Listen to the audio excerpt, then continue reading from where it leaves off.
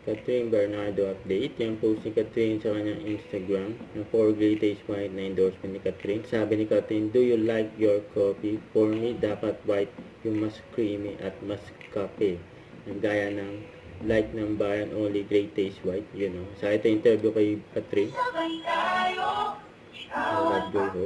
2025, grabe, roller coaster ride for me. I can't pick just one. I would say it's my 2025 is full of love. Definitely, I felt so loved, especially sa mga tao na tumulong sa akin para malagpasan ko lahat ng mga pagsubok natin nitong 2025. Joy, because of course, joy part pa rin si Joy. Yung hello, love, again. Parang lahat yon nadala ko pa rin si Joy until 2025. And I'm very joyful as well sa mga nangyari sa akin personally. And hope, feeling ko itong last quarter of 2025, I would say, it challenged or tested our patience, but it makes me hopeful about the situation na this year, sana maging hopeful tayo until next year na things will get better and we just have to pray and be hopeful about the situation.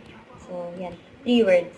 To all our kapamilas, maligayang Pasko po sa inyong lahat. Ito yung pinaka taon na iniintay natin lahat. So, I hope you get to celebrate it with your loved ones, kasama po ang pamilya nyo. Sana lahat kayo ligtas. And kung ano man yung celebration na gagawin nyo, kahit gano'n yun kasimple, basta sama-sama, yan ang pinaka-important. So, I'm wishing you a very blessed 2026 and sana i-end nyo ang year na to with a grateful heart. Merry Christmas, kapamilya! Yes. Don't forget to subscribe, click the notification bell for more updates. This is Richard, the Ice Cream Love. Stay tuned for more videos. See ya.